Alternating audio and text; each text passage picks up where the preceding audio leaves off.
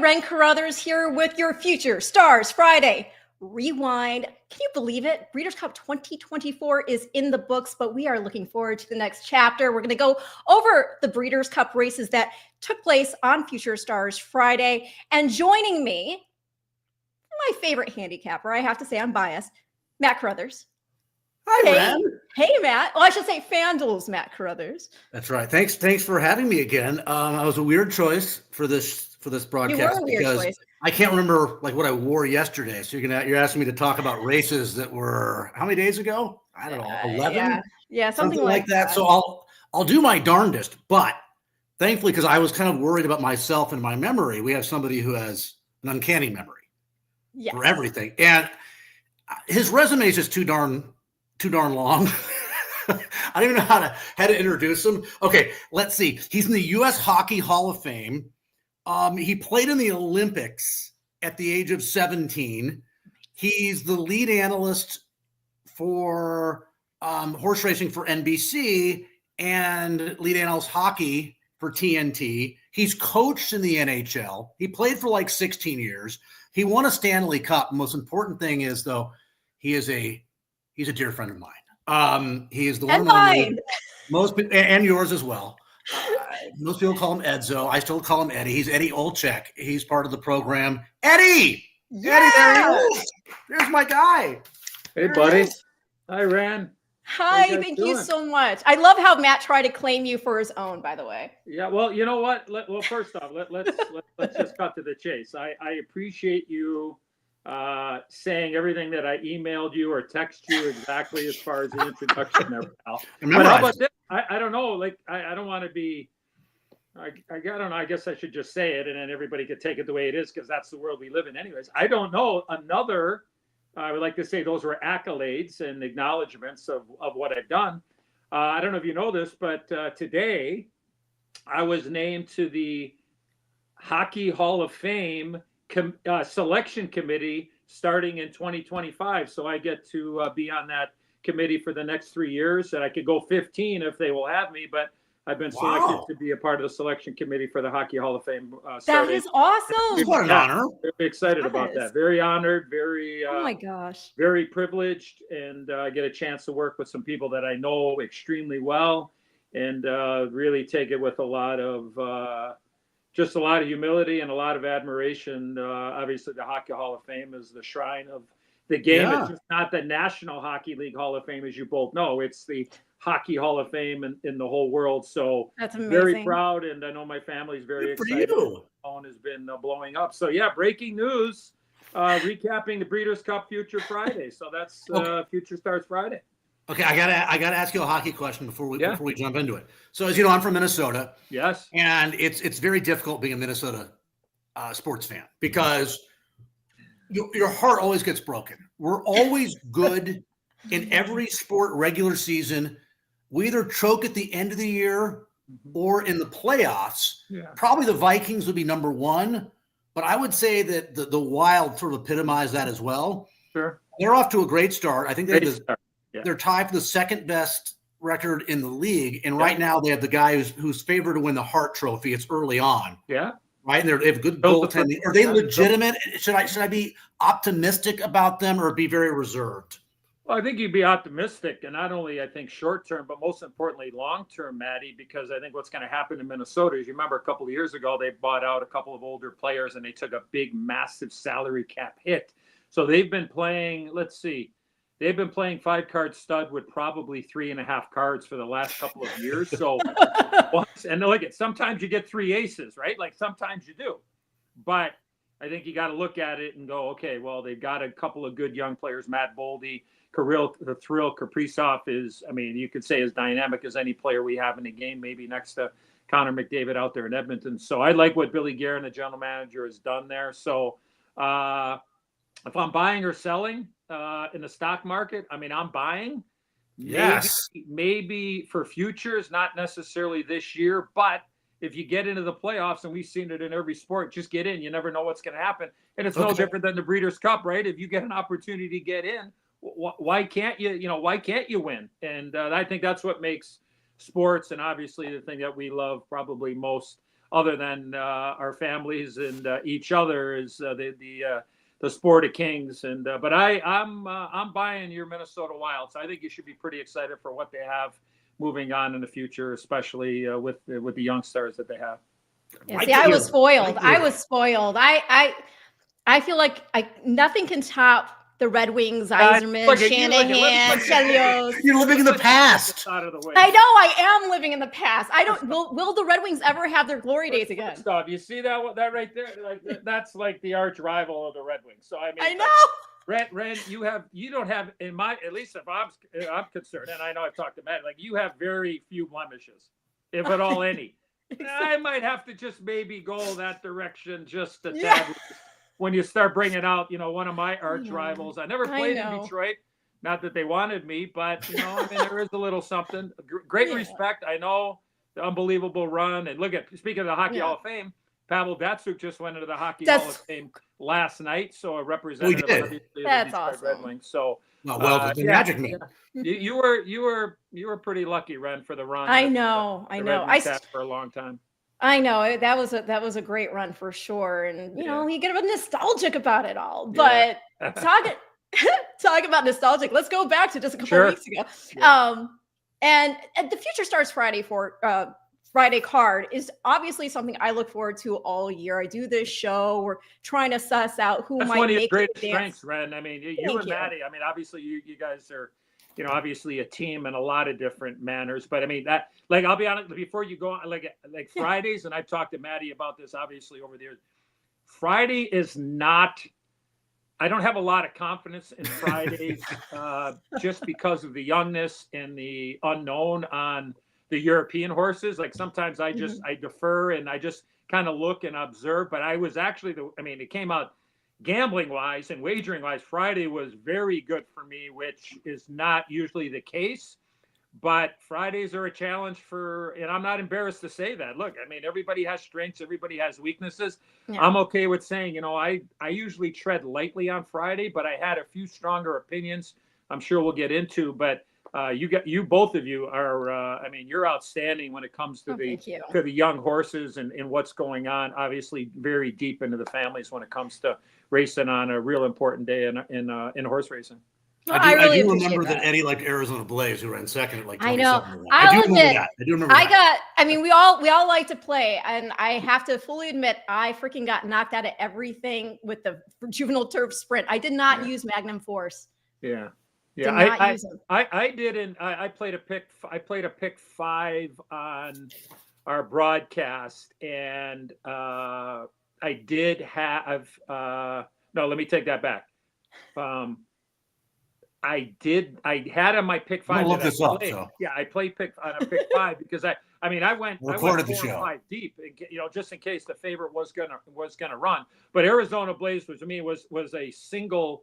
With the Chorus C guy, like those were the two that I used and I pressed on in all my pick 5s and all the different kind of plays that I was having. So, can I say that I thought Magnum Force could win? I mean, I thought it was a little bit more wide open than maybe a lot of people thought, because the talk around at least our NBC, and look, we have some of the most talented people and connected people when you talk about Randy Moss and Jerry Bailey and obviously Nick Luck coming across the pond. And it seemed like the Japanese horse had as much as the horse the whole weekend, right? And really never picked up a hoof.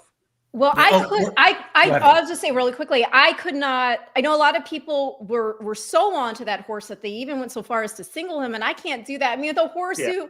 Right. It was weird because from on the one side they were talking about how fast he is, and he set or broke a record that had stood for 20-something years for 2-year-olds over there in Japan. But at the same time, I recall hearing the trainer say something along the lines of maybe not so fast from the gate. So the two things didn't go together for me, and so I did spread. Unfortunately, I didn't spread and use Magnum Force. I was hoping that Whistlejacket would redeem himself, and so that was my main play there.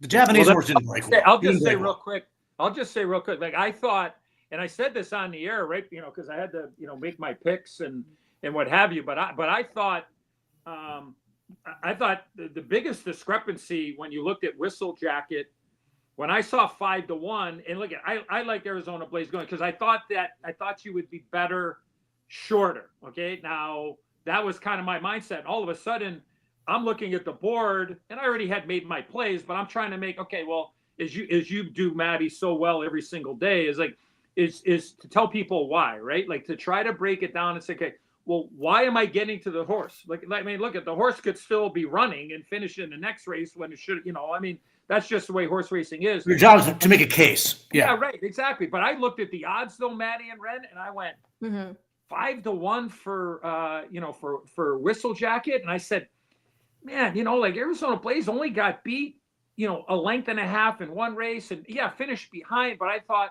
if they did go fast, I thought that Arizona Blaze, on just a couple of videos that I saw, I'm like, well, maybe, you know, she can pick up the pieces. And when I said it was 5-35, I said that should, I mean, there's no way it should have been that big of a discrepancy. It ended up being 27-1. So, you know, the horse got a little action, you know, late, but that was my hope, because I ended up playing, and I know I'm jumping ahead here, but I ended up with playing not only because I played in the BCBC, but on my own, I played a large double Arizona Blaze onto my best bet of the day, which was Immersive. And okay. When I made that bet, it was $300 for $2.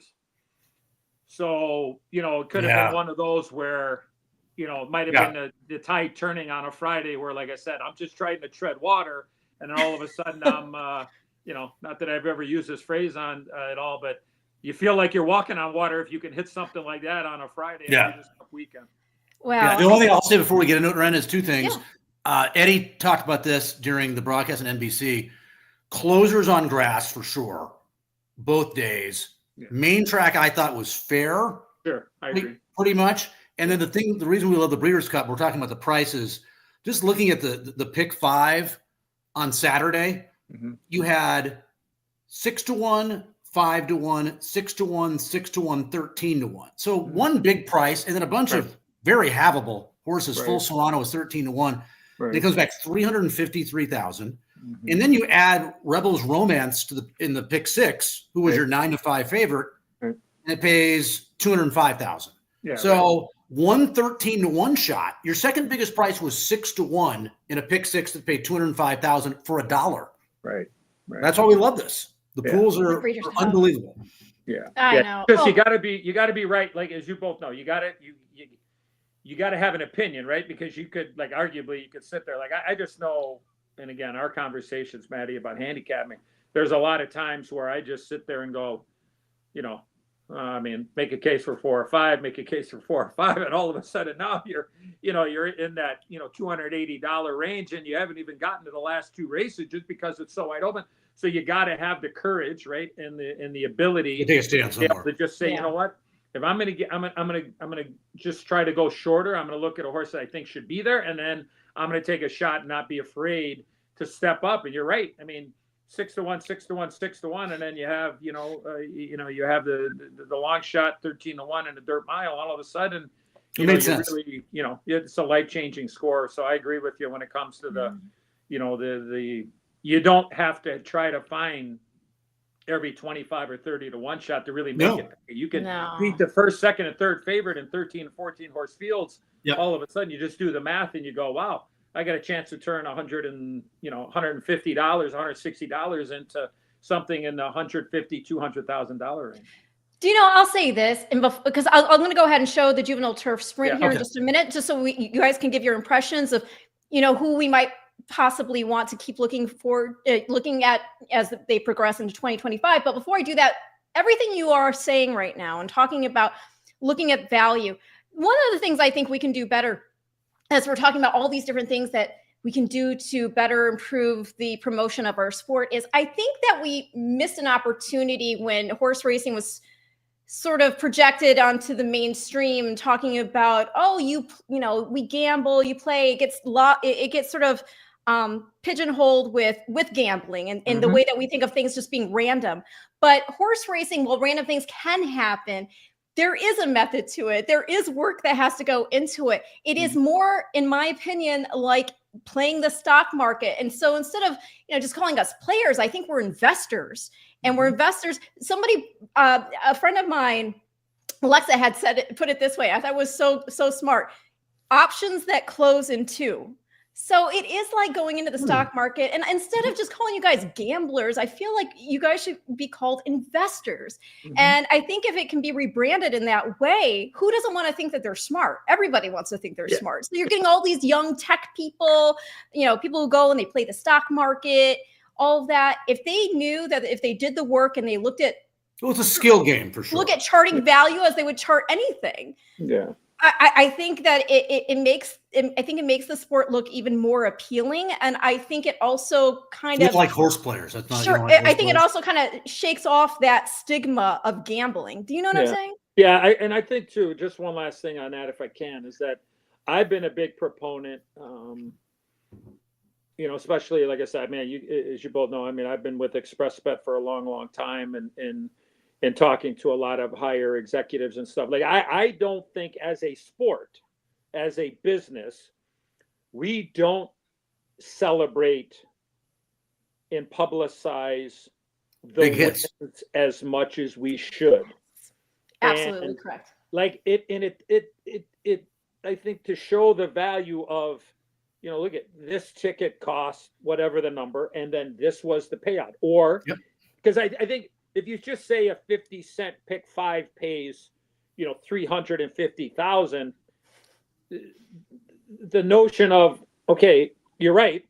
If somebody just plays their phone number and hits it, well, then it only costs 50 cents. But the chances is that they probably invested a little bit more than 50 cents. So I think the transparency part of it is super important to say, look, at this person hit it, paid it $68.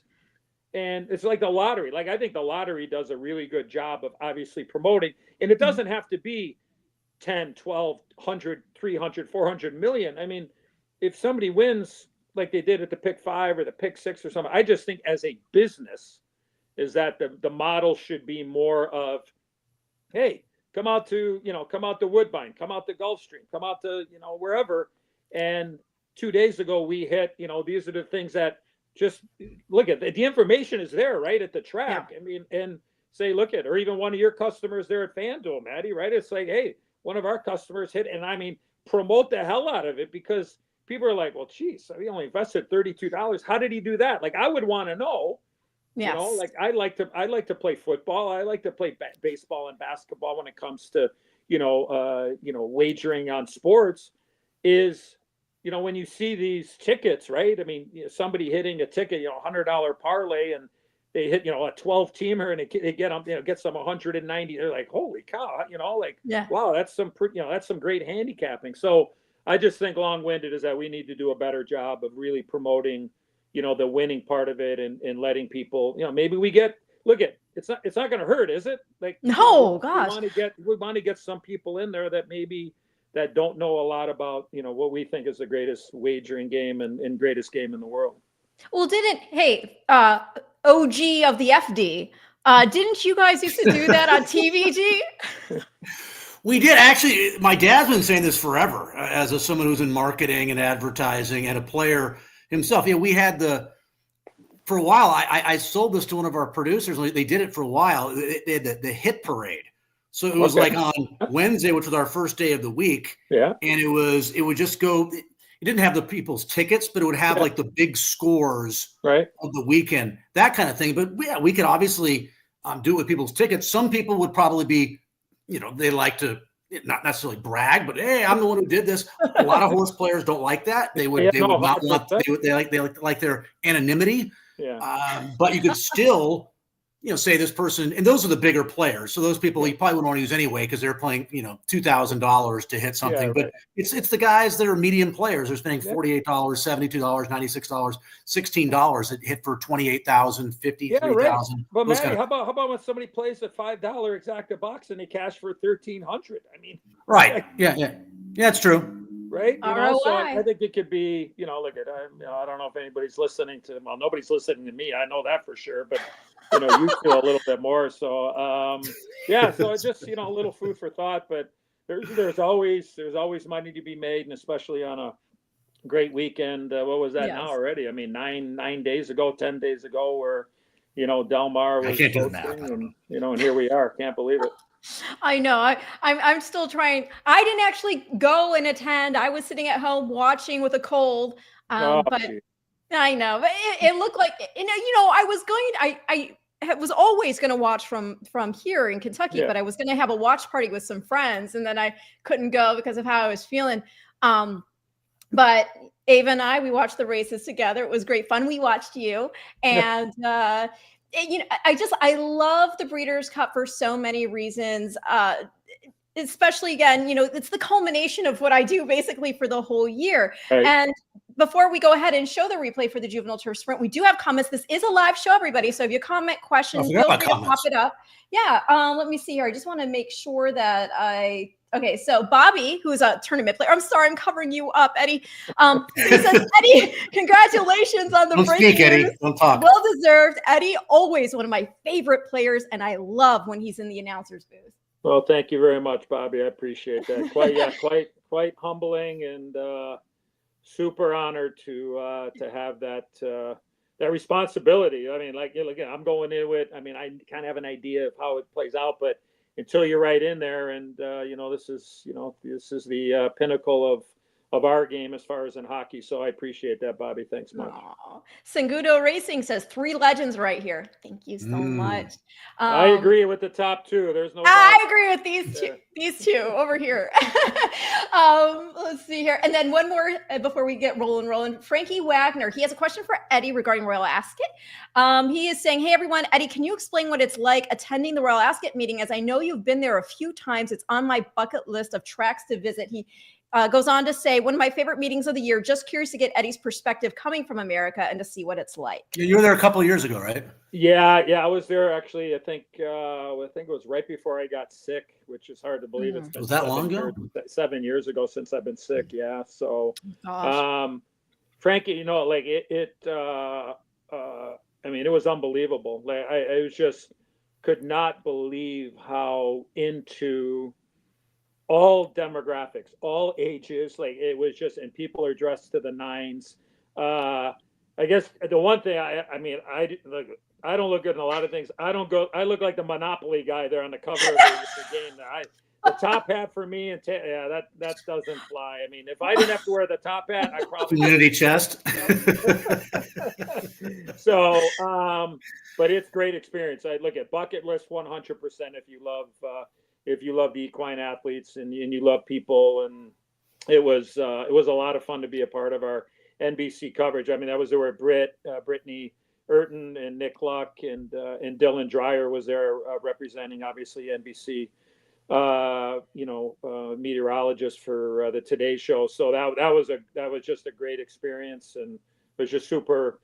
It was exciting to sit there and realize, and I think just in the last couple of years at that time, the track was actually they were the house, right? Like they were taking bets, and it was pari-mutuel there, but you got all the bookmakers out there, and and you have mom and pop shops there. You got the big ones, and it was just amazing to see. You could walk down to Ren's booth, and she's got 3-1 on immersive, and Maddie's only giving 2-1, and you're like, wow, that's awesome. And you can shop and lock it in, right? So that they did 100 years ago, right? It hasn't changed. That was what, and they're all lined up. It's just they just pull out a suitcase and they got this digital board, and you got the odds, and you talk to them and you try to make a bet, and try to make a negotiate a little bit, and all of a sudden. So yeah, Frankie, I would encourage you wholeheartedly to get that chance to go for a day or two. It was awesome.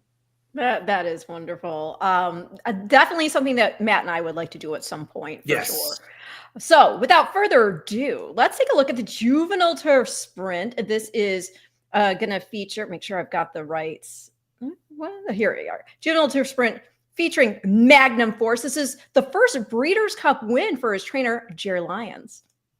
Yeah, of course, Sieg's the favorite, the 7, and the Japanese break well. Yeah, no, just a tad slow, and then all of a sudden, Maddie, I think at this time, at least, watching from my perch at NBC, it's like, okay, let's see how fast you are and see if you try to try to win the race now, so to speak.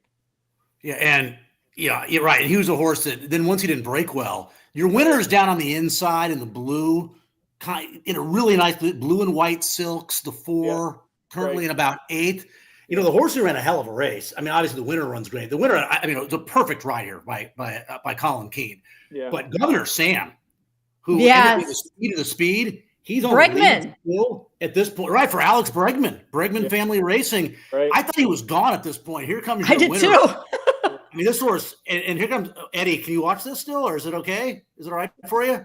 Yeah. Oh, in Arizona Blaze with a terrific second at those 27-1 odds. But this was sort of a portend of things for the grass. Yeah. At Del Mar Friday and Saturday with horses. That's why, I mean, I know we're not going to show that race, but that's why Rebel's Romance was so impressive. He was the only horse that was close to the lead, I think, on the grass either day that won. And he put away the other speed, and the horses were behind him, 2nd, 3rd, 4th, 5th were closer. So that tells you how special that horse is. Yeah, I mean, I think if you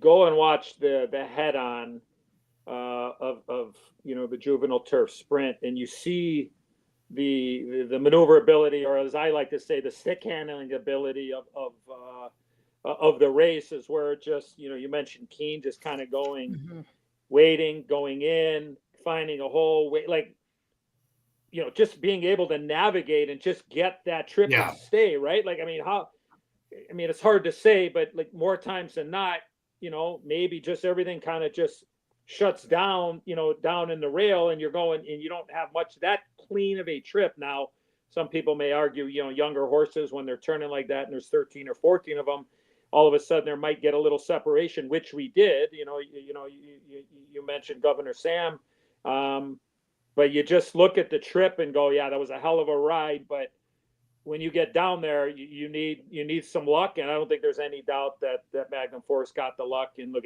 I couldn't be more proud of how Arizona Plays ran, and I thought I had a heck of a chance. And when I saw the 4, I'm like, I won't say what I was saying watching on my touchscreen, but I'm just like, please shut the rail off. Somebody stop. Hopefully Paco stops and backs up, and then the 4 has to just hesitate at all. Because I think selfishly, if the 4 has to hesitate at all, then all of a sudden I think the 5 gets that trip and probably ends up. You wheel underneath, right? So you had the exact at $200 for a buck. Yeah, well, I it wasn't as good as it could have been, but we'll take it. We will take it. So that was, I mean, it was a hell of a race, and it is all about the trip when it comes to 5 furlongs, and both the 4 and 5 got they got really good trips, and and they both cashed in, finishing 1-2 respectively.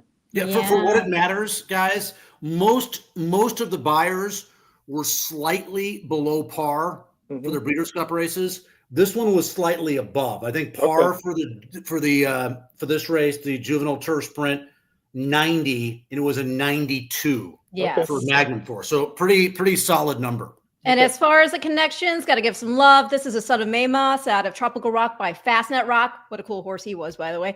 Owned by Abdullah Al Khalifa, trained by Jerry Lyons, ridden by Colin Keane. And this is, according to the Thoroughbred Daily News, they have a quote here from Jerry Lyons saying, listen, I knew the horse was the right horse for the job, but if he was good enough, we didn't know until today. When you have Colin Keane riding for you, probably the most underrated jockey in the world, just because he's a little bit like his trainer and likes to stay home and walk his dogs and stay at the farm and not go around the world.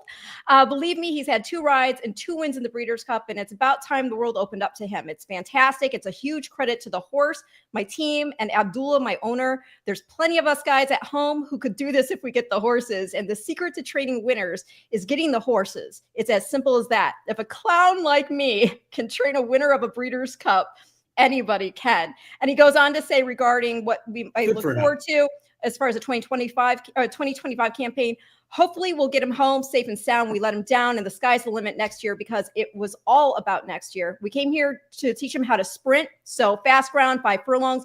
I don't know where it leads him, but we've won a Breeders' Cup. So I presume we've just made a stallion. So we're going to enjoy him. Yeah, well, I've covered a lot of international racing over the last few months, more than I ever have. So I know a little bit more about it. Than I went from like 0 to a little bit. And I mean, this guy can train. I see him in big races. He worked for Carl Napster all the time. He worked for Carl Napster back in the day. Okay. Yeah, so cool connection there. So now moving on to our next race, Immersive in the Net Jets Breeders' Cup Juvenile Fillies. What a cool filly this is. I remember I actually was so taken aback by her professionalism when she won despite the bad conditions up in New York. I thought that was something that spoke very well to her professionalism and maturity. And she looks like a mature filly too, but mentally speaking, I just thought that it was super impressive that she was able to not be deterred, because it was actually raining that afternoon. And a lot of horses, when they're young, they kind of get the track was a mess at Saratoga. Yeah. No, and I'm talking about the Spinaway, everybody, in case. Oh, yeah, right. Yeah. And so then, that was her second start, her second win. Then she won the Darley Alcibiades here at Keeneland. And I talked to Brad Cox after that race, and I did remark about how just, again, mature she comes across, and being able to just, kick on when asked, to settle when necessary. And so this was after that race, you talked to Michael Banahan too, right? You talked to the people. I had talked to Michael, and I had talked to Brad, and I don't know how much fun it is to watch something in retrospect, but there is a video package that we put together, me and my guy Ernie Munich, ahead of the Future Stars Friday card, and it features Brad talking about Immersive. But yeah, this is a filly also that was really intriguing for somebody like me from a pedigree perspective, because when we talk about crosses, now usually a female family means more to me than what we would call nicking, where a sire over another stallion. But there are instances where that is very much a potent thing that you must pay attention to. And in the case of Immersive, she does have one of the most really, again, I'll use that word, potent nicks that we're currently seeing in racing, and that's Nyquist over anything AP Indy. In this case, it was Nyquist over Bernardini. And we actually have seen this nick win the Breeders' Cup Juvenile Fillies before, if you all remember Vequist, because she was by Nyquist, who juvenile winner himself, and then she was out of a mineshaft mare, and mineshaft, right? And mineshaft, like Bernardini, a son of AP Indy. So this is a cross that works really well. This is a filly who obviously is going to be at the top of everybody's list as we go into 2025, and we're thinking about the Oaks. But yeah, Godolphin homebred, out of gap year. If I remember correctly, the second dam is Dubai Escapade, who is a half sister to Madcap Escapade. Lightning, speed, a lot of speed too. Yes.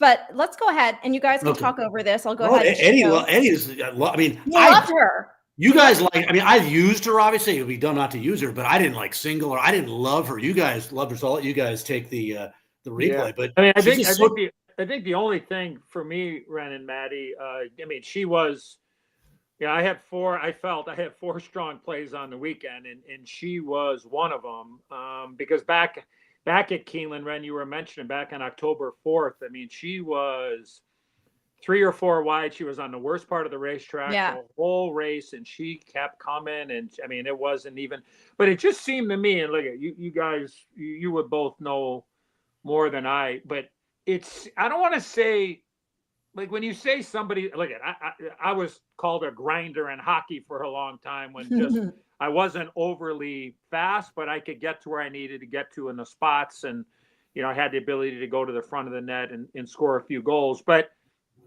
I think at times I was a little concerned that she might've been, I know they were going obviously really quick, which, which was great, but the aspect of kind of, I don't want to say takes her a while to really start pedaling and then take off. You know what I mean? Like, some can just accelerate, but it just seems to me, Ren, like that's the way that she is. Like, I thought here, I'm like, oh boy, she's got to go, I thought the same thing. Yeah. And I will say, the only race I singled on this card was Lake Victoria. That was the because I'm a huge East Avenue fan. He was the horse I was most excited to see, but I just knew with that draw that there might be an issue, so I hedged a little bit. Here I used Immersive. I used Noonie because I knew Noonie was the speed. I thought there might be a chance she shook loose. Right. And she had improved with the race prior. I mean, I knew there were still distance questions,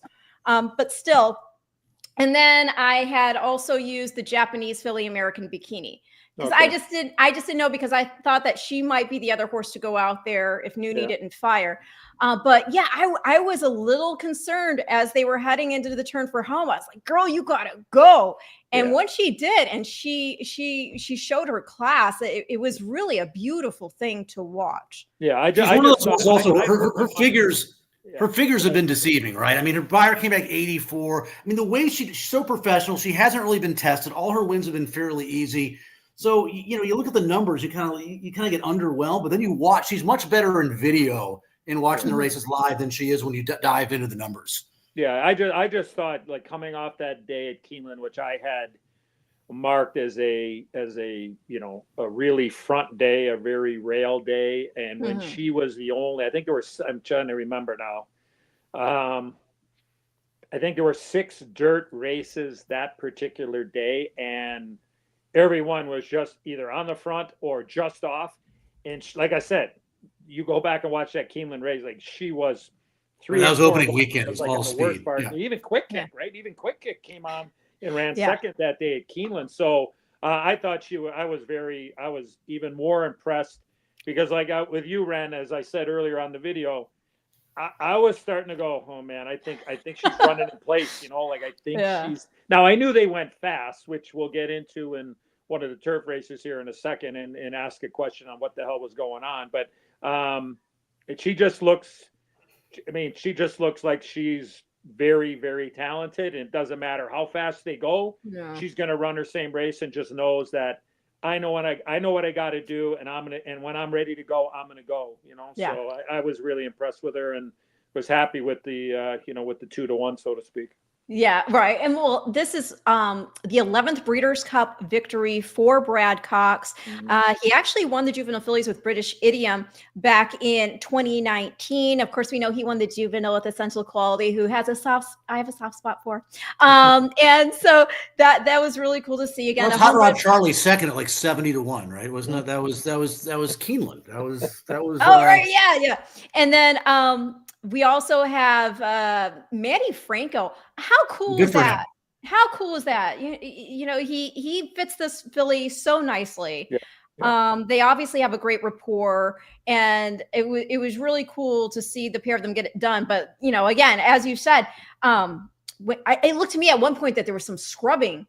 That's and I think in that clock, Maddie, I know we've had the conversation about it over the many years we've chatted and talked about, like that internal clock, right? And and the only thing that I could relate it to, again, is being in front of the net with the puck on my stick and going, okay, I'm going to be able to breathe a little bit, exhale, and okay, now I'm going to make my play, right? Because sometimes all of a sudden guys just get it and they stop breathing, and then they just, like, they get all excited. Slow down. We see that on horses too. I mean, we see that where guys all of a sudden think, I guess I'll just spill the beans now. Hector Barrios and the turf, I'm going to go, okay, we're going to get to it, but, like, there's no need to be going this fast here. Like, you got to, you can't get caught up when the stakes are so high. And I think that's what, like where Manny Franco was like, okay, I know my filly. I know how fast they're going. I know how fast Nooney is going, Ren and Maddie. And then, okay, now I feel like instead of maybe making a half-mile run, maybe I'm just going to shorten it up just a little bit so that I do have the ability to be able to, if I do flatten out, I'll have enough cushion there to take the track right to the wire. So I agree with you, Ren. I think it was a very professional, a very underrated, solid ride to get, one of the highest honors you can on a Breeders' Cup Friday. There's no doubt. Yeah, if you're a top athlete, right? The one thing, the bigger the contest, the bigger the game, the bigger the ride, the more you have to be cognizant about slowing it down. Everything. Yeah, you can't get too. I mean, it's hard not to be emotional. Right, yeah, but you have to. Stay somewhat. You have to slow it down. Like, I'll be honest with you. Like, I've been retired now for a long time. I'll be going on 25 years coming up in April, which I can't believe. But I look now and go, how in the hell did I do this? How did I do this for a living? Sounds like you're a different person. Yeah, right. Like I'm like that couldn't have been me. There's no way. But then I sit there and go, well, this is the way that I looked at it, right? Like this is how I remember having whatever success that I had, and I'm sure it's no different because I get near a horse. The horse looks at me and goes, "Hey, buddy, you're not getting on me, so don't even think about it." I'm like, no, I don't have any desire to want to get, put on a jockey uniform and sit there and try to get on a horse. But it's that ability to just take it all in, right? Yeah. I mean, and just breathe a little bit and know that, and know what's going on. You're not only, and Maddie, I don't know if I've ever asked you this, and I know I haven't asked Ren, but it's almost the aspect of, I would imagine, because I only could relate it to one thing, again, it's in hockey. And I try to bring it to my broadcasting. It's like, okay, yeah, I got to worry about my job 100%. But I got to also know what Kenny Albert or Brian Boucher or John Forsland I work with in Seattle, how are they going to, have an idea of how they're going to get to me before they actually do it? I would imagine it's the same thing when, you're seeing somebody on a horse and you're going, well, okay, I know what Irad's going to do here. I know what Mike Smith's going to do. I know what, Junior Alvarado's going to do, like ride your horse, obviously, but you got to have the understanding, okay, I see he's really in here, so I don't have to worry about this horse, right? Well, and the best ever at doing that is your colleague Jerry Bailey. I mean, he was the best ever at knowing exactly what about before the race in his mind, kind of knowing where everyone was going to be, and generally speaking, it would play out that way. So he he's going to be right on my right shoulder. He'd look there, it would probably be the 5 horse, like he thought going into the race. So ride your horse, but also looking and seeing, how the opponent is riding their horse. So then you can calculate all that. And again, it's no different. And, look at, we just saw an unbelievable Major League Baseball playoffs, which it was unbelievable with the theater and everything. But it's like, okay, well, I know how they're going to pitch me, but maybe a little different. Now, second and third, 2 outs, or bases loaded, 1 out. Maybe the approach is going to be a little bit different. So, you got to be, and I think the clock in Manny's head there was absolutely perfect, because you could have sit there and said, Maddie and Ren is like, well, Nooney's starting to get away here, so I gotta, maybe I gotta start scrubbing, as you mentioned, maybe a little bit earlier. But at times there, I was sweating because I had I'll just say I had a healthy wager on the nose of immersive, and I was feeling very good when they were turning for home. So that was a hell of a race. Very speaking of baseball, you're taking me to a Cubs game next year. Okay. I'm going to go to Chicago. Sure. And I want to go to the Milwaukee game. I'm jealous. You saw Skeens pitch right before the All-Star break. So I want to go to those 2 parks with you next year. I'll meet you halfway, because it's easier for me to get to Milwaukee than it is to Wrigley Field, just with traffic in the city right now. But there you go. I've never been to that ballpark, Miller Park. Well, that's a date. We will go. I love it. Hey, did you know? I don't know if you know this. You might know, but I'll just bring. You mentioned Wrigley. We mentioned Cubs and Wrigley Field. Did you know there's a hockey game there on New Year's Eve this year? The Winter Classic. I forgot about that. Yeah, the Winter Classic on TNT. Yeah, the St. Louis Blues and the Blackhawks are going to play at Wrigley.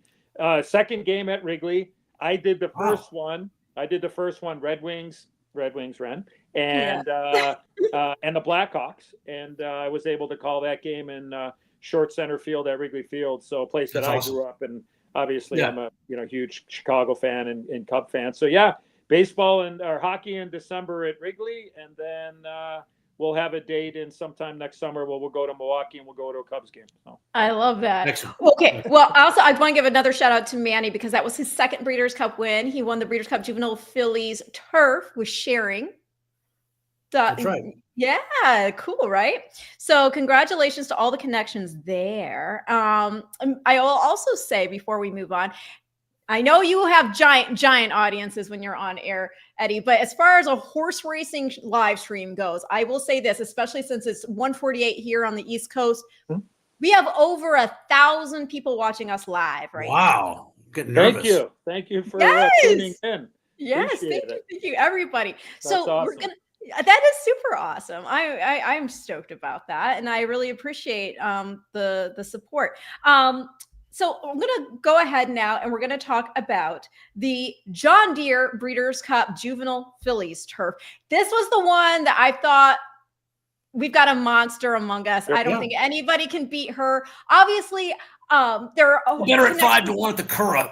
Oh my gosh, Lake Victoria. Now this filly, why are we all so excited about her? Well, she was coming into the race a perfect 4-for-4. And one of those wins that she had, okay, I'll back it up a little bit. There's this filly named Baboosh. We got a tour at Eddie's house, I think. Good. Well, yeah, here, I'll show you. Oh, yes. Look at that. Oh, wow. Look at amazing. Look at the book in yellow there. You see the book in yellow there? How to babysit your grandpa. So that's a good one there. I forgot author too. Author EDDIE OLCZYK. I forgot about that part. And me and Diana back in the day, a long time ago, and then you see Horse Racing Drive there, and then my New York Times Times bestseller. Well, not exactly a bestseller, but there's crayon, a coloring book there. So yeah. So I'll show you this. Well, I'll be right back from my bookcase. I don't have much in the dining room here. I don't have much to. Oh, there it is. There it is.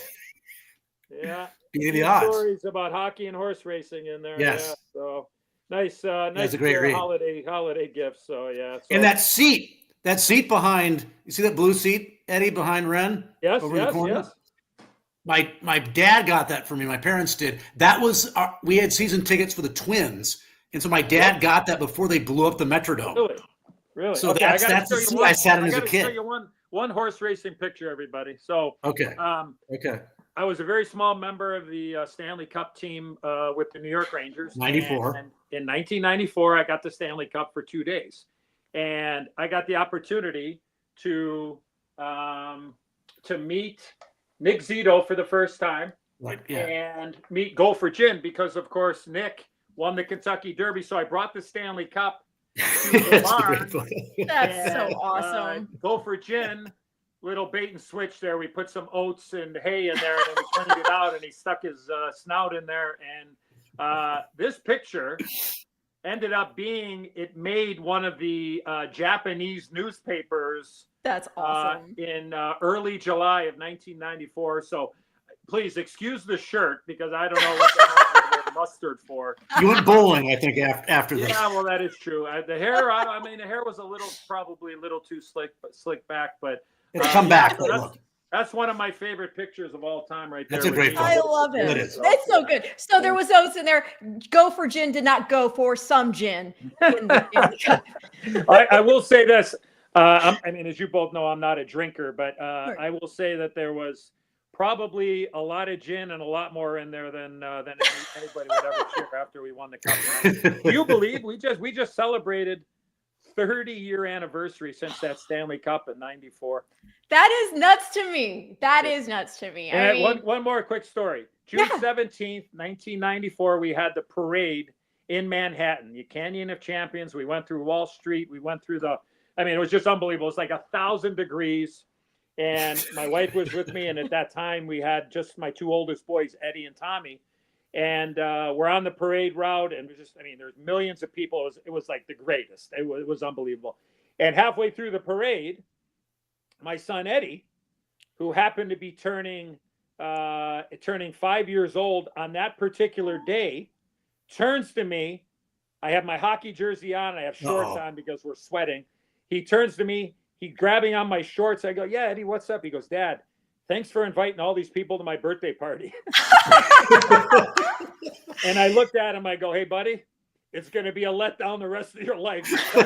There's 2.5 million people here in New York City, and we're on the parade route." So yeah, that was the craziest thing. And then, oh, by the way, about 5 hours later, breaking news during the NBA Finals, the Houston Rockets and O.J. Simpson went on the Bronco chase back. That gosh, same day. I remember that. Yeah. So, so one of my favorite pictures of her, obviously, with the Stanley Cup and Nick Zito and his son Alex was there at the time. That was a great experience, and then obviously getting a chance to take a picture that will last a lifetime with the Kentucky Derby winner in 1994. That was back in my big gambling days, sports, Eddie. So I have like a big bet on the Knicks, and like everyone was captivated by the white Bronco and Al Cowan and all that deal. And I'm like, get back to the game. I don't care. I want to get back to the game, please. Please. Yeah. Those are some definitely crazy. So that was a little. That was like a commercial time out there for everybody to kind of just, we're not selling anything. We're just showing people. Show and tell. How about that show? Well, that's a great show. Show and tell. Yeah.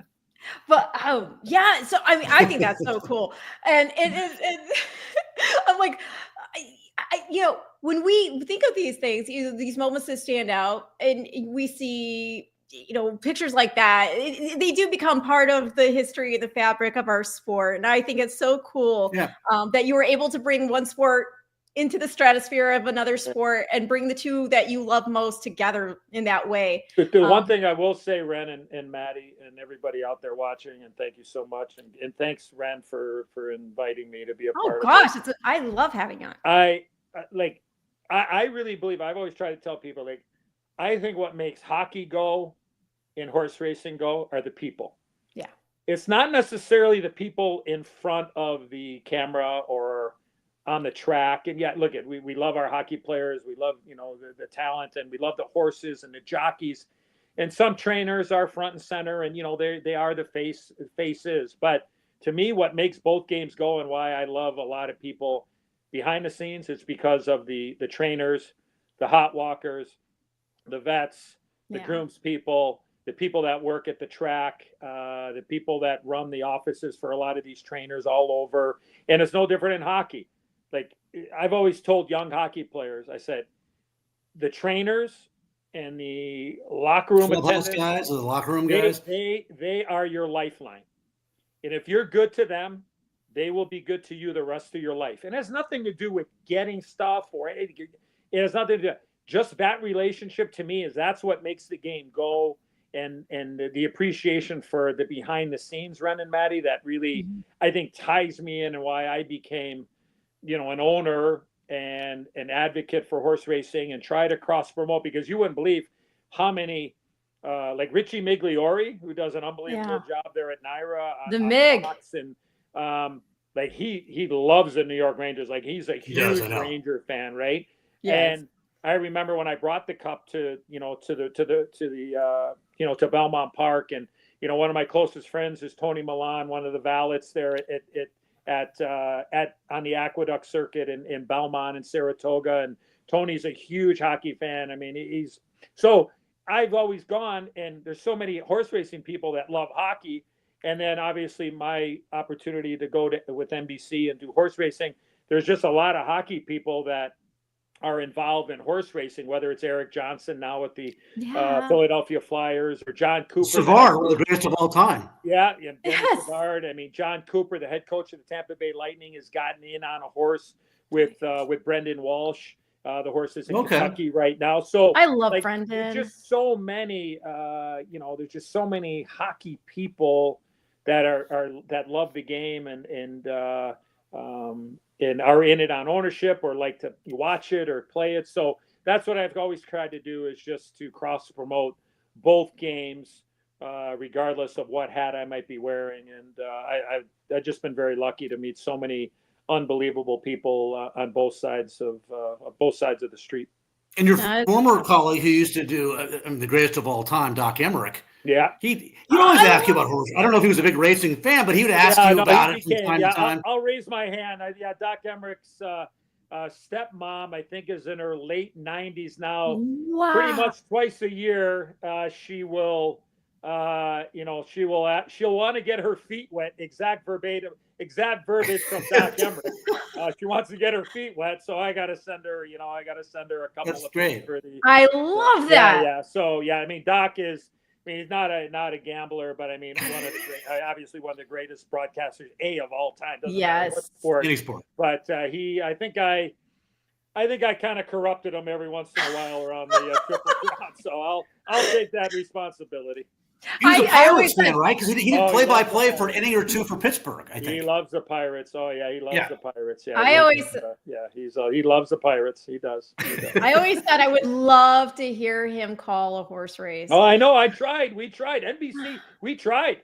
We tried like on an undercard. Like we tried, but Doc's so respectful and, like talking about somebody that has no ego, right? Zero ego. Like zero. Like that's Doc. Like he would never infringe on another announcer. He would do it. I think he would do it. I think more in private than he would for any outside accolade or anything like that. No, he would. Oh, he would be unbelievable. Just think about the adjectives that he. Oh, I know. And he wouldn't miss a beat. He would miss nothing. Nothing. I will say this is that, and we'll get back to the Friday recap, Ren and Maddie. You talk about Doc, and he's one of my closest friends, and obviously there's a age gap between the two of us. But when I got a chance to sit in that seat next to him for the very first time in 2006, the fall of 2006, when my boss Sam Flood hired me to take over for John Davidson, who had been the best that's ever done it in hockey analysis. John Davidson was the best, is the best, will always be the best. He left to go to the St. Louis Blues to run the Blues. So the seat was open, and I got that opportunity to sit next to Doc Emmerich, and I was doing Blackhawk games with the great Pat Foley. It's an intimidating chair to sit in, right? Because you have one of the greatest ever in any sport, and you got to find your way. And Doc was always the greatest teammate and was always encouraging, and we always have heart-to-hearts, and he wanted the perfect game each and every night. And you wonder over the years, like how, is it working? How am I fitting in? Is he happy? Is he good? There's a trust factor, and I think we had unbelievable trust factor.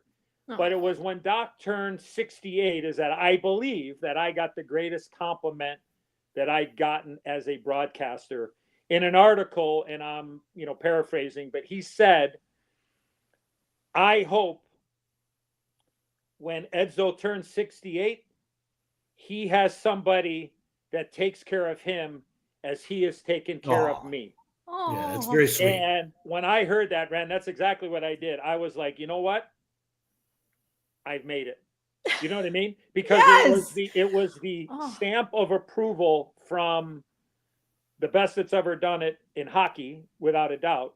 Yeah. To get that acknowledgement, didn't have to be public. Like it really didn't. But again, it was from the heart. And I love Doc and his wife Joyce very, very much, and they've been obviously great to me and my family. But I knew like that was like, wow. Like I'll say I actually stuck my chest out after I read it. I was like, you know what? I've done good. I'm not bad for an American-born hockey player to be in the most important chair for 16 years at NBC and now obviously with the NHL on TNT. So Doc, if you're watching, I love you, buddy.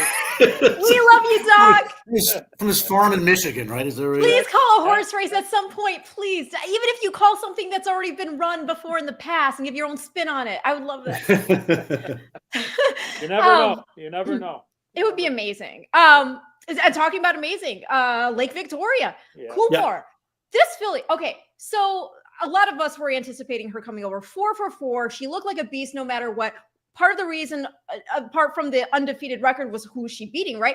Because one of the horses, there's a filly named Babouche, trained by Jerry Lyons, by the way, who had beat the boys in the Phoenix Stakes.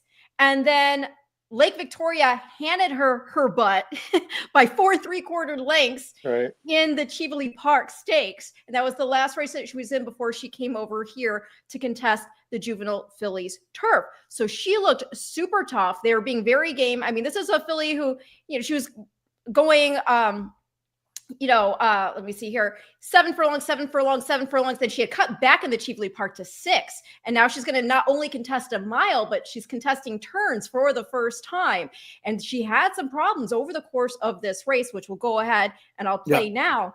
But did you think, as I did, everybody, that she was lock, stock, done? She has one of the best riders in the world, obviously, Ryan Moore. The rail part wasn't great. The thing about her in her in her 4 starts is, I think I was on the air for a couple of those races. Very versatile. I've seen her go wire to wire. I've seen her sit off the pace. She can do whatever she needs to. She breaks from the inside, and Ryan Moore has to use her. He uses her out of the gate here, Eddie. So you don't want to get squeezed. So he wants to sit off the pace a little bit, but you got to get position from that rail. But now he gets in tight because he loses a spot here, and she definitely does shuffle back pretty noticeably going into the turn. Well, look at to me, because I used 2 horses here, and it was amazing the discrepancy in odds, right? I mean, it was Ren's filly, and then it was Thought Process, who was almost 5 to 1, 4.70 to 1, and everybody else was double digits, so to speak. Yeah. And when I saw the fractions here with Hector Berrios, I went, okay, I can understand maybe early, but there was really no reason. 45 and 1. 45 and change. I mean, come on, like 9 and 3. So I think this ride with Hector on the front end going this fast allowed Lake Victoria to be able to have some issues and then have the ride by Ryan Moore and be able to, pick him up and not even be close. So I was like, why would you? And I asked this on the air on our NBC broadcast to Jerry Bailey and Randy Moss. I said, why would you go that fast? There's that internal clock again that I had mentioned earlier. And I think that's what I was He's normally a very good turf rider too. Yeah. Oh, great turf rider. 100%. There's a lot of turf races for Mullins. 100%. So impressive, super impressive on the winner without a doubt. I mean, it wasn't even close. And look, if Berrios could have gone a little slower, would she hit the board? Maybe. Is she winning? Honestly, probably not. Probably not. Here is what Ryan Moore said regarding the trip there. This is from the Racing Post. So he said, she jumped very well, and I was having to use a bit of gas to hold my position. And then we got very tight with the 5, who was totally justified. We were stuck to the fence. Usually when you get bumped around like that, it's very hard for a horse to do what she did at the end of the race. The pace came out of the race and the damage was done. She got to the front very easily and pricked her ears. She was a level above these. Now she will obviously now, and she already was, but the favorite in spring for the 1,000 guineas at Newmarket. Just a really boss filly. I also want to give honorable mention to Mayday Ready, who came closing for second. That's a very nice filly for Joseph Lee. Tremendous. Frankie Dettori aboard. What a performance from her. Great story. I mean, she was undefeated going into the race, 3 for 3. In the Jessamine Stakes at Keeneland, she was part of that 3-horse photo finish that we saw with Totally Justified and Destino d'Oro, who did not actually make the gate. They withdrew her from the Juvenile Fillies Turf. But Mayday Ready had actually lost a front shoe during the course of the running of the Jessamine. So this is a filly with a lot of guts, a lot of heart. Daughter a tappet out of Nemeralia by More Than Ready. And Nemeralia herself was third, beaten just 3/4 of a length in the 2015 Breeders' Cup Juvenile Fillies Turf. So it's kind of cool to see her sort of do one better than her mom in terms of placing. Dettori rode her too, right? Wasn't that the story? Not in the Breeders' Cup, but he had ridden her before as well. Now, as far as Mayday Ready, another reason why I would like to bring her up is because Joseph Lee is being very sporting, and he and her connections, being Katie Rich Farms, they're going to go and they are going to take her over to Japan for the Hanshin Juvenile Fillies at Kyoto on December 8th. That's race, awesome. It has a purse of basically just over $900,000 US. So they run here, we should run there, right? Right.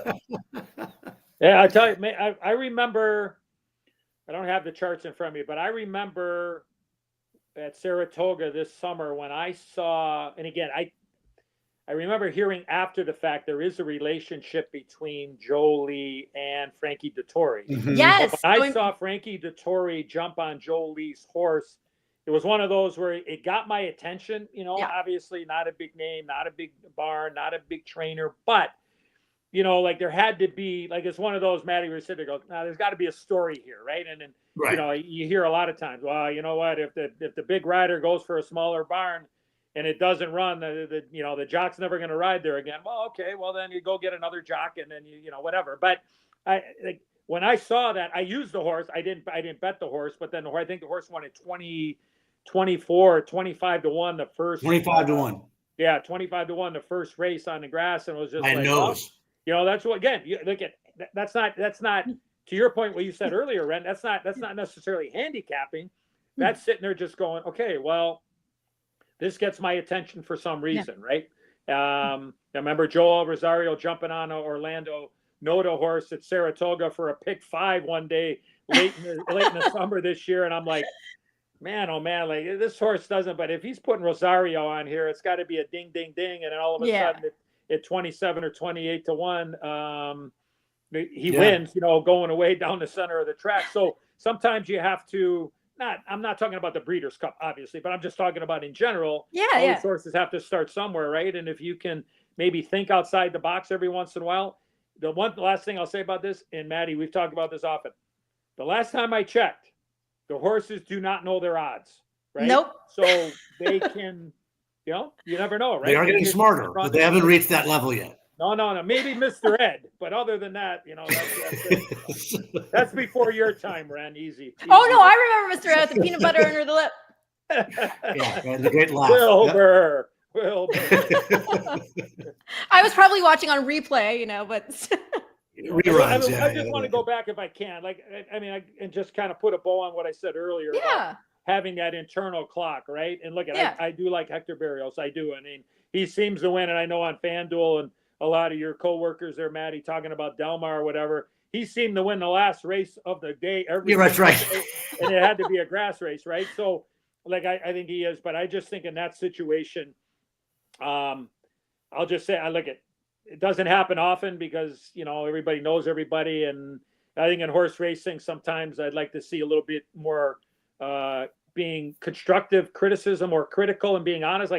To me, that was Pilot's error. I don't think, again, was he going to win? I don't think so. Did he cost himself a chance at hitting the board? 100%. Hey, mistakes happen, but, putting a bow on it, sometimes you need just, okay, I know I'm going to try to win it on the front end. I don't need to go 45-1. I don't need to do that. Maybe if I think if you're Hector Berrios, Eddie, what's that? I agree with you. You went too fast, but I think if you're Hector Berrios, okay, I had the second best horse in the race. Yeah. The way I beat the best horse in the race is I got to get separation, and he overdid it. And he overdid it. I gotta be. I can't just be a couple of lengths ahead of Victoria. She's gonna be able to finish me. So I have to distance myself from her. And that's a tough. It's a tough thing to navigate, to get that distance without going too quickly.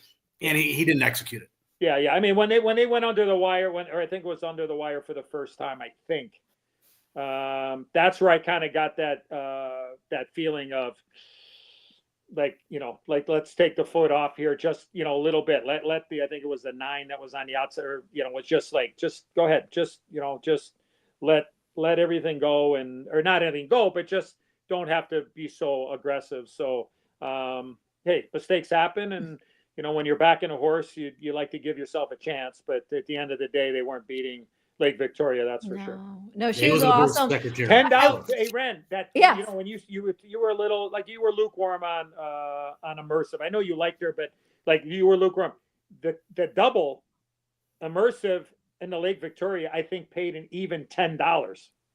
That's free money. It's not bad. Do the math, right? 5 to 1, you sit there and go, okay, I'll take my chances. Yes. I didn't have. Again, this is your strength, right? The breeding, the European, the young horses. It's not mine. And I guess when you look at the betting board, obviously it's easier after the fact to sit there and go, well, why didn't you? Like I say to myself, well, why didn't you have a $2 or $20 or $200, or a 2012 daily double and sit there and go, wow, 5 to 1 and that, because I really like Immersive, right? So that was a missed opportunity for me without a doubt, 100%. It is weird. We get so caught up in the bigger horizontals and all these other plays that the small, just even keeping it small to a daily double, and sometimes even playing, vertically, we miss out on a lot of other opportunities. I told you I missed the turf pick 4 because I didn't have Rebels Romance. I cannot believe that. I'm embarrassed for him. I have secondhand embarrassment for that. Hey, you guys!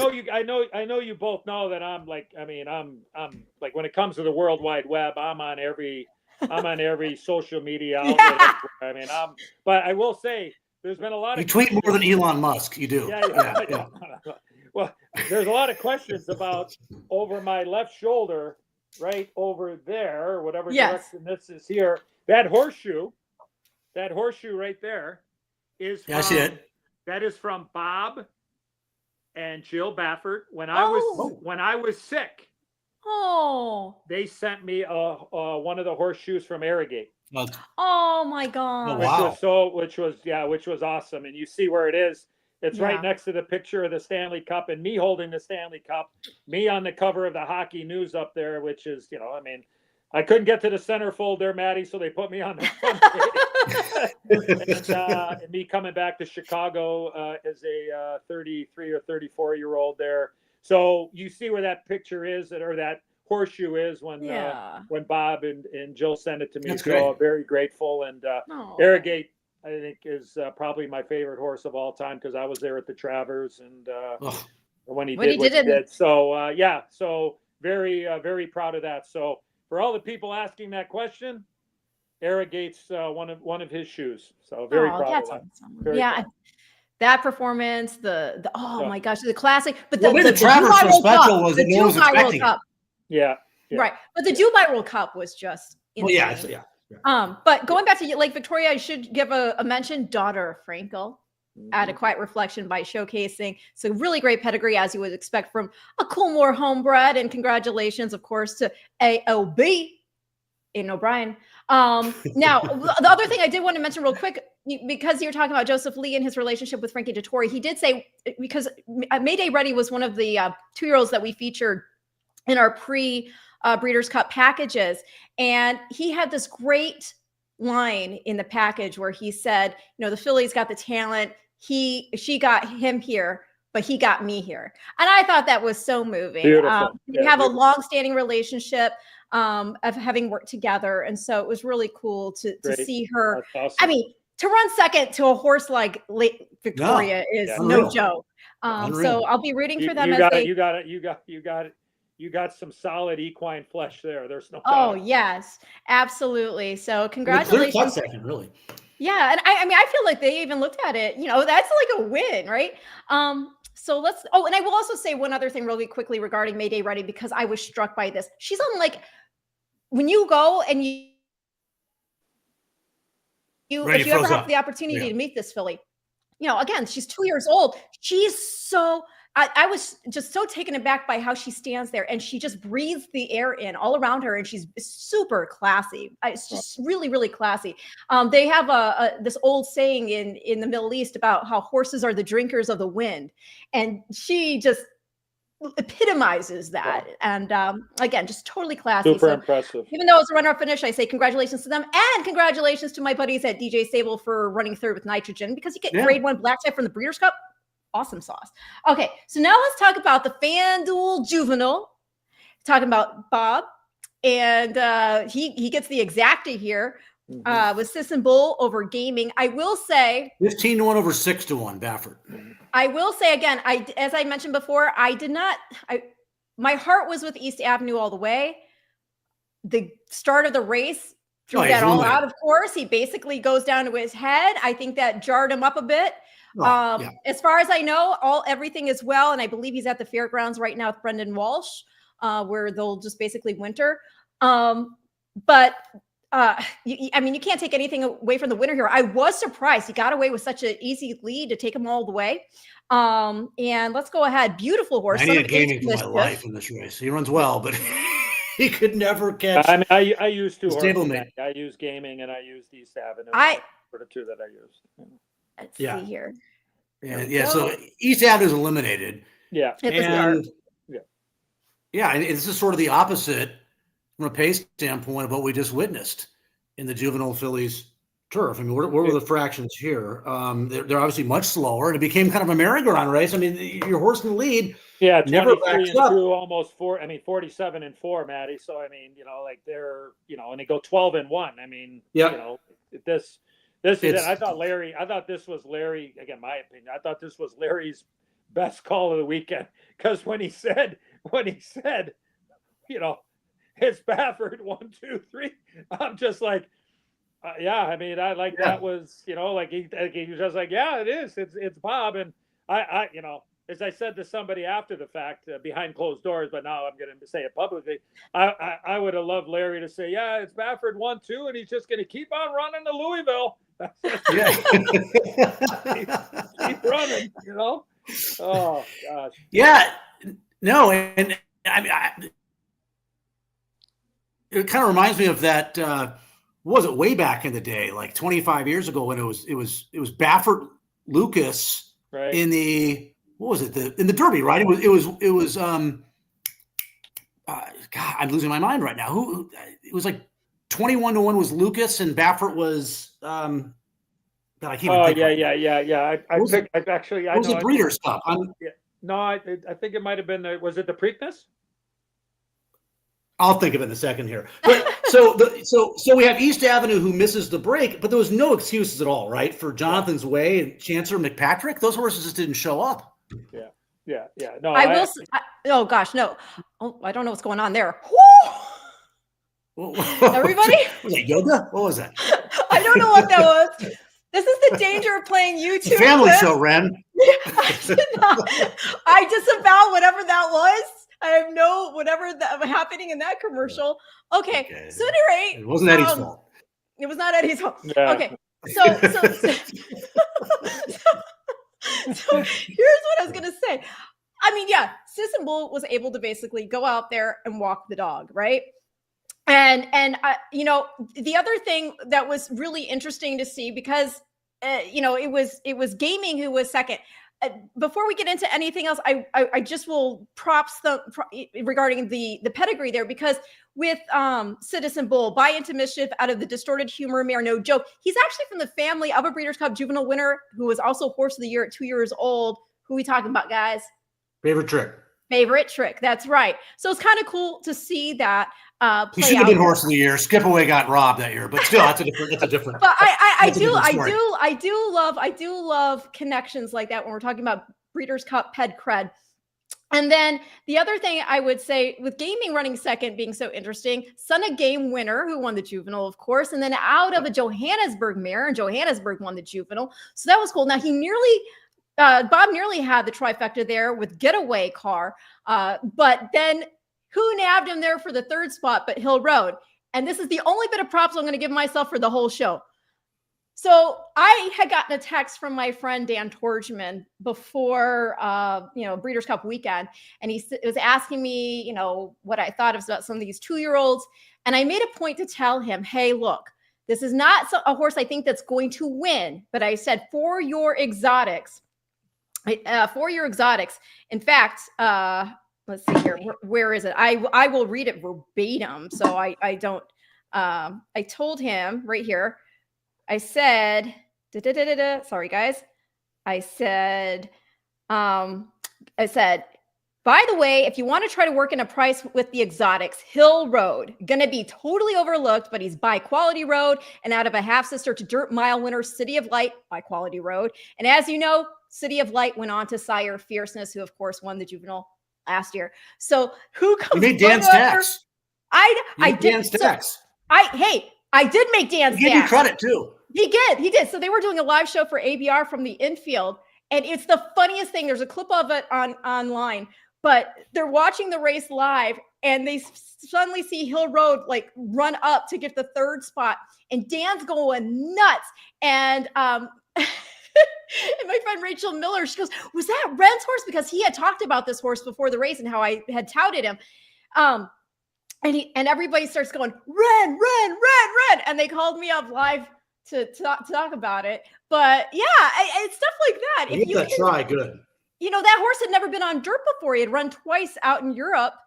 In fact, they did want to get him into the juvenile turf. That was his first preference, right. But he ended up running dirt. So I wonder if this is a horse we may see, stay here to contest our other dirt races. What's your thoughts on Chancer McPatrick moving forward? Do you think a one? I don't know. I think that was I don't know if this was an aberration or what. The pace was so slow. Right, I mean, it was just very strange.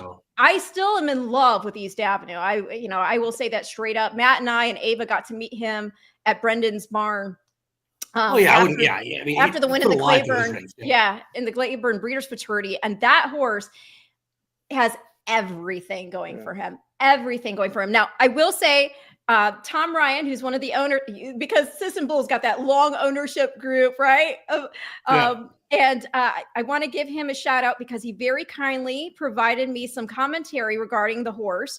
Tom's always good, loves promoting our sport, loves promoting the horses. He's been in this industry for a really long time. One of my favorite pictures that he's ever posted was him with Sunday Silence back in the day, which is just amazing. But yeah, he said, "Hi, Ren, Sisson Bull. Bob tells me he's very proud of himself. He's acting like King Kong out there.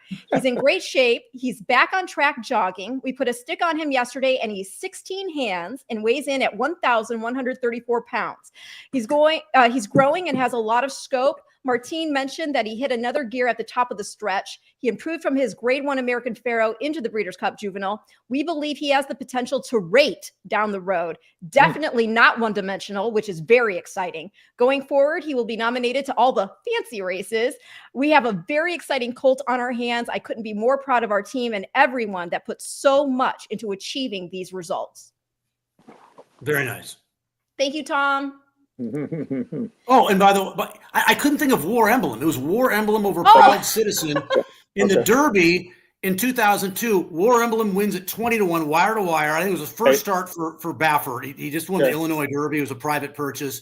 And then Proud Citizen for Lucas, and that was Lucas, and back then he's great now still, but back then, and that exacted paid over $1,300 for $2. Oh my gosh. Baffert, Lucas in 2002. War Emblem over Proud Citizen. All right, it was driving me crazy.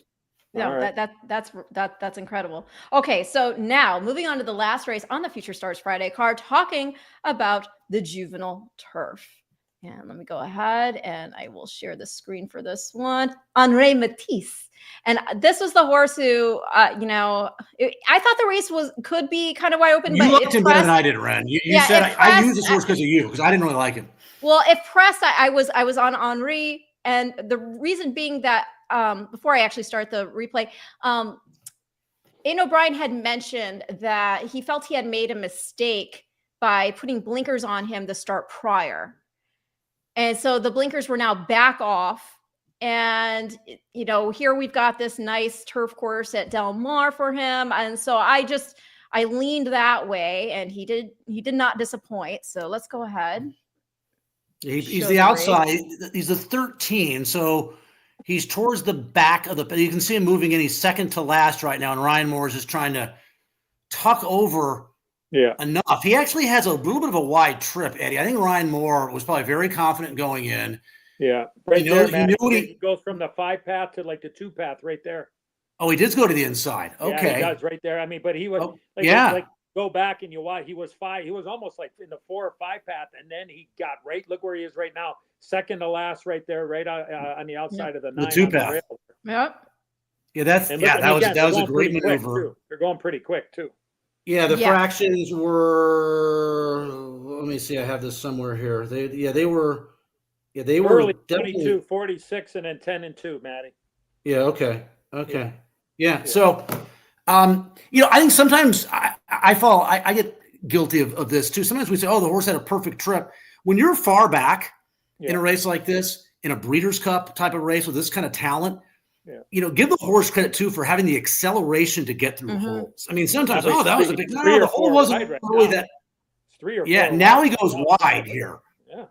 Yeah, now he goes wide. This is what I remembered from this race, Eddie. That's why I forgot about him. And now he's like, I had the best horse. I just want to avoid traffic. I'm in second to last with a field of 1 million. I just want to stay to the outside, and I'm going to run them down. That's exactly. This horse explodes at the end of this race. I bet Dream On, also for DJ Stable, and your good friend. Good race. John, he ran great. I mean, he got tired late and got passed in the final yards by about 4 or 5 horses. But, Henri Matisse, who disappointed at Longchamp, in his preparation for this as the favorite, obviously made amends and proved that race was a little bit fluky from a month prior.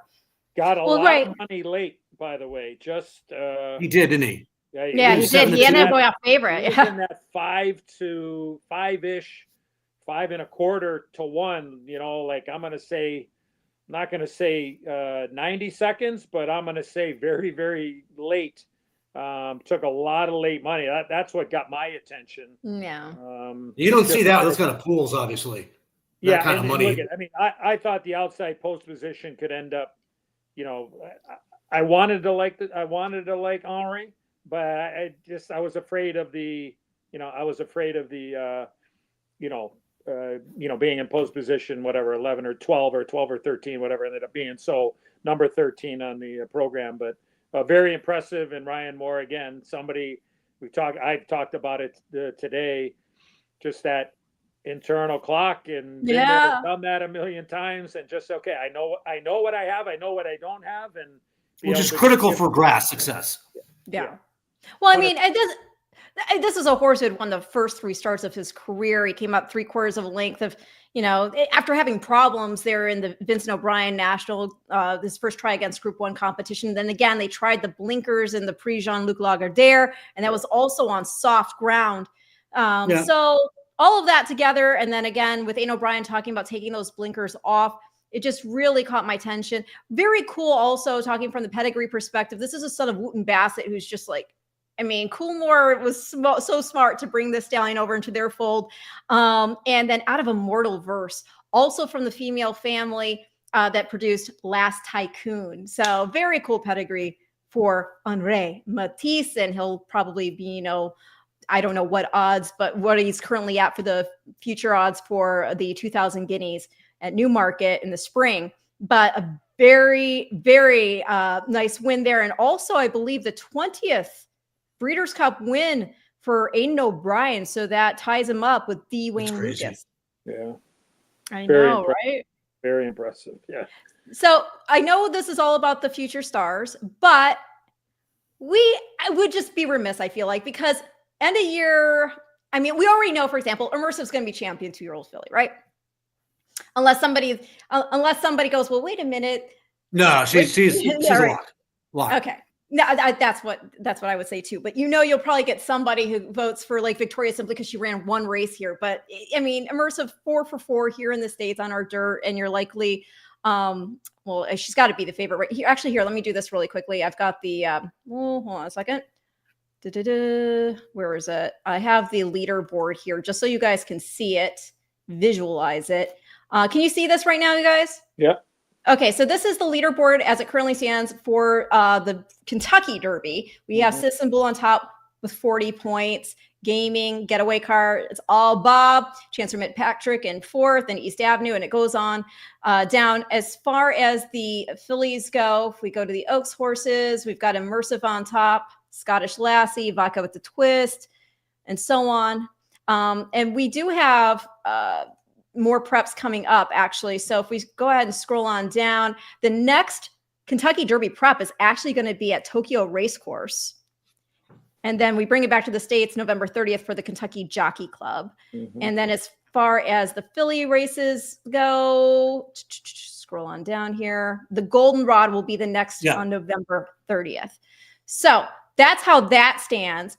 But as far as other Eclipse Award implications, we have to talk about the Breeders' Cup Classic itself, because we had already seen in the distaff, what a triumph for the Grizzly, right? Torpedo Anna. And so she's certainly in the mix of talking about Horse of the Year, right? And then the Classic, we see Fierceness.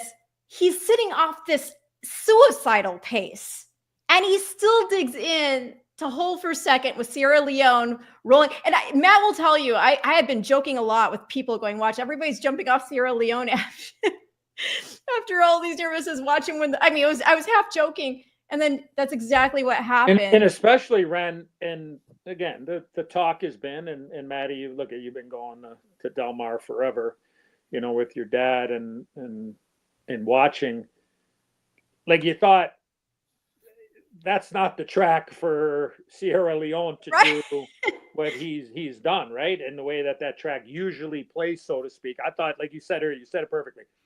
Track condition, the track was super fair on the dirt. Cannot, sit there and argue any which way. But he got the fractions, and he still wasn't that far back because he broke well. He finally broke well. Yeah.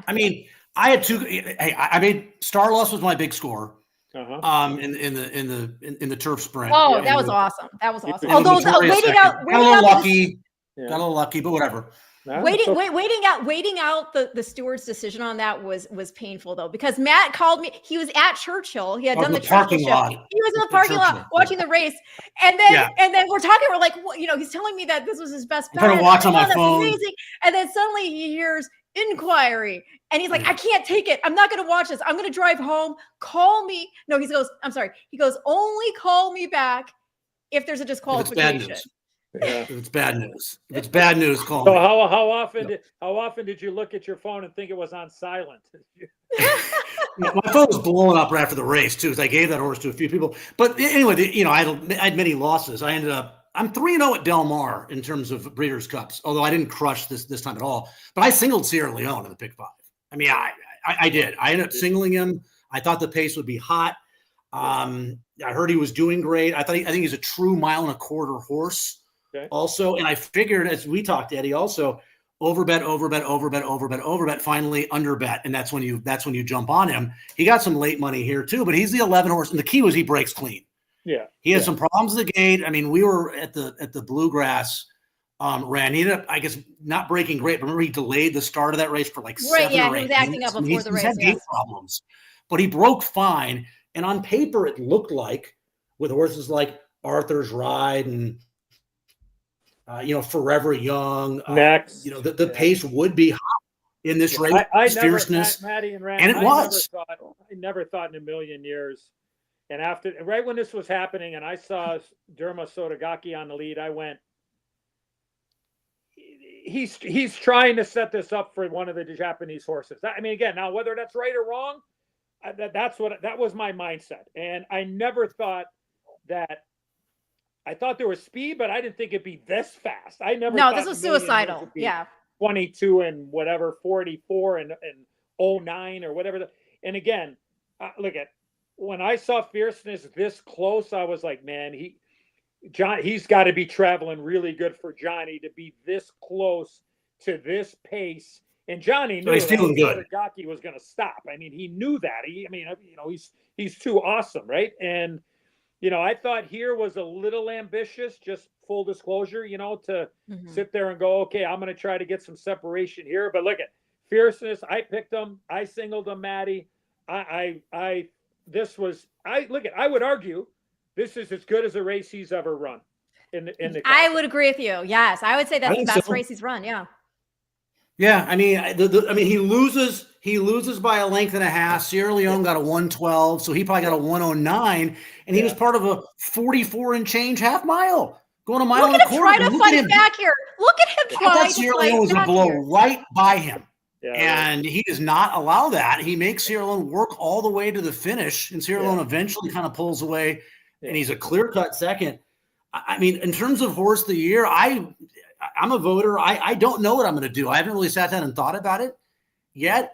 I mean, Torpedo I am Anna, not a voter. I am not a voter, so I don't know what I don't know what I would do if I were.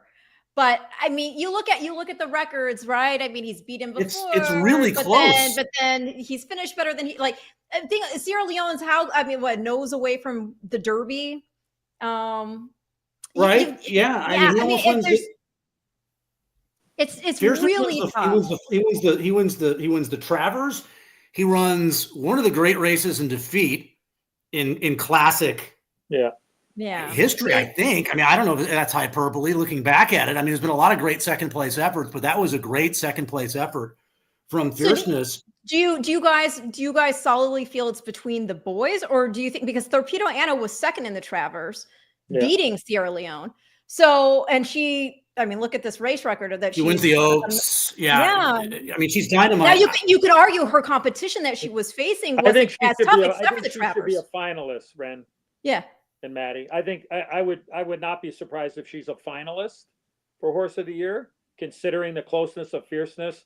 And Fierceness should be. It's gonna be those three, I think. Yeah. Yeah. Right. I think that's fair. Maybe that's not saying much, but I think you'd have to consider her, considering how well that she did run in the Travers. And you're right, Sierra Leone didn't run. And look at Chad was like, okay, I don't think that Sierra Leone really liked Saratoga, and okay, well, yeah, and that happens. Some horses like certain tracks, but I mean, I think it's, look at, I could flip. I know a coin. The last time I checked, a coin has two sides, but you could flip a coin, and I wouldn't argue if you ended up on one of the three. If that makes I any feel the sense. same way. I'd be happy for anybody. I mean, I've got people connected to all three of these horses who I'd be extremely happy for. I think all three of them are deserving.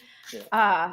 Again, I will say this, guys. Yeah. I think in the Breeders' Cup Classic, if you went back and looked at it, that the only times the horse who wins the Classic doesn't become Horse of the Year is if he's a Vol Pony. He's a huge long shot. Sierra Leone was 6-1. Yeah. He was a major player in the Classic. Right. 6-1 shots win the Breeders' Cup Classic. Generally, it's because they have good credentials. Yeah. Obviously, coming into the Classic, and that horse is usually Horse of the Year. I don't know. I mean, Matty, it's really close. Sierra Leone's two best races were the Derby and the Classic, right? Mm-hmm. This year, right? Is that yes? Yes, fair? Yeah. And he was great in the Travers too. I mean, he was only being a length and 3/4, and he ran. He wasn't as good as Torpedo Anna and Fierceness. But he's been a pretty consistent racehorse. I mean, but yeah, those are his two best performances for sure. Yeah, I mean, I don't vote, so not that anybody really cares. But I mean, I care. I would probably